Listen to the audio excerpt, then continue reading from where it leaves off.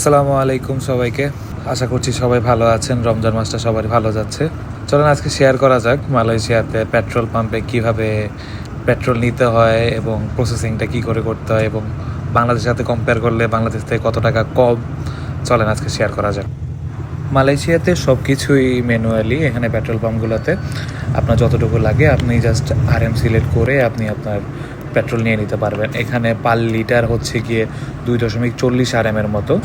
তো যার যত লাগে সে এখান থেকে ম্যানুয়ালি সিলেক্ট করে জাস্ট কার্ড ট্যাপ করলে এখানে হয়ে যায়। আমার বাইকে আগে থেকে অনেক তেল ছিল, তাও আমি 15 আরএমের মতো তেল নেই। 15 আরএম বাংলাদেশি টাকায় অলমোস্ট 500 টাকা।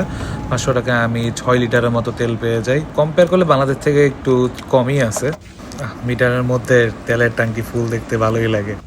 তো আজকের এই ভিডিওটা এই পর্যন্তই। দেখা হচ্ছে নতুন আরেকটি ভিডিও নিয়ে।